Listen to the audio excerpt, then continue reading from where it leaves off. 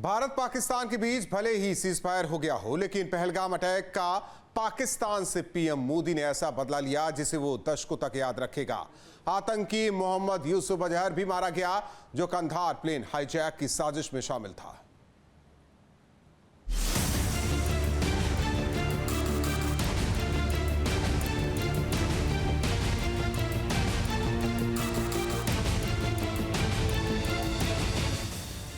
मोहम्मद यूसुफ अजहर उर्फ उस्ताद जी, मोहम्मद सलीम घोसी साहब, ये सभी नाम इस दहशतगर्द के ही हैं जो हिंदुस्तान के खिलाफ कई दशकों से आतंकी साजिश रचता आया है।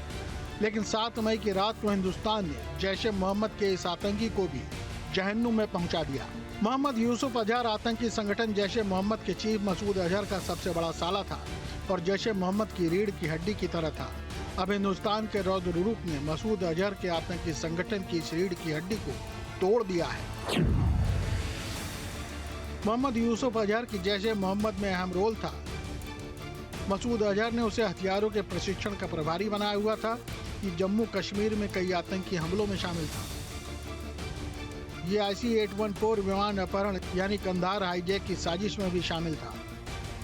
IC-814 विमान अपहरण की साजिश रचने वालों में से एक इस आतंकी को दबोचने के लिए भारत लंबे समय से कोशिश कर रहा था, लेकिन ऑपरेशन सिंदूर ने आतंकी मोहम्मद यूसुफ अजहर को मिट्टी में मिलाकर कंधार हाईजैक का बदला ले लिया है।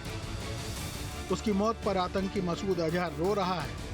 ऑपरेशन सिंदूर ने जैश ए मोहम्मद चीफ मसूद अजहर के न सिर्फ आतंक के अड्डे को तबाह कर दिया, बल्कि उसके परिवार के 14 से ज्यादा सदस्य को जहन्नुम में पहुंचा दिया है।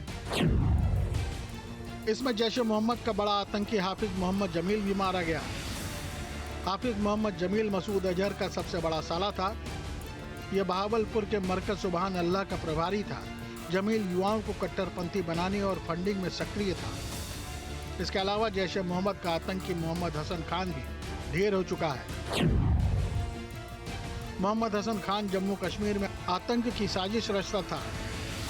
जम्मू कश्मीर में आतंक की योजना तैयार करता था।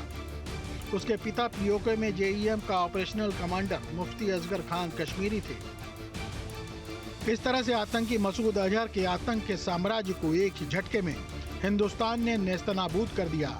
अपनी आतंक की फैक्ट्री और परिवार को खोने के बाद जैश ए मोहम्मद चीफ मसूद अजहर न सिर्फ डर से थर-थर कांप रहा है, बल्कि रो रो कर उसका बुरा हाल हो गया है। भारत का ऑपरेशन सिंदूर हाफिज सईद के आतंकी संगठन लश्कर ए तैयबा पर भी कहर बनकर टूटा।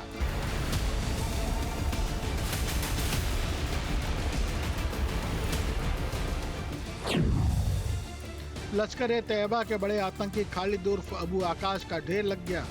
यह अफगानिस्तान से हथियारों की तस्करी में शामिल था। आतंकी अबू आकाशा जम्मू कश्मीर में कई आतंकी हमलों में शामिल था। इसका फैसलाबाद में अंतिम संस्कार हुआ, जिसमें पाकिस्तानी सेना के अधिकारी भी शामिल हुए। लश्कर ए तैयबा के बड़े आतंकी खालिद उर्फ अबू आकाश का ढेर लग गया। यह अफगानिस्तान से हथियारों की तस्करी में शामिल था। आतंकी अबू आकाशा जम्मू कश्मीर में कई आतंकी हमलों में शामिल था। इसका फैसलाबाद में अंतिम संस्कार हुआ, जिसमें पाकिस्तानी सेना के अधिकारी भी शामिल हुए। यानी कि एक कंडीशन है कि टेरर ऑफ एक्ट नहीं होगा। उस कंडीशन में हमारी मिलिट्री लीडरशिप ने सीज फायर किया है, जिसको सरकार ने ऑनर किया है और सीज फायर डिक्लेयर किया है भारत ने। और ये कंडीशन टूट जाएगी अगर एक भी टेरर का एक्ट हुआ। इन 5 बड़े आतंकियों को जहन्नुम में भेजकर भारत ने पाकिस्तान और आतंक के आकाओं को संदेश दिया है कि आतंक और दहशतगर्दी का अंजाम यही होगा। इतना ही नहीं, हिंदुस्तान ने यह भी साफ कर दिया है कि आगे कोई भी आतंकवादी हमला युद्ध माना जाएगा। Team news state.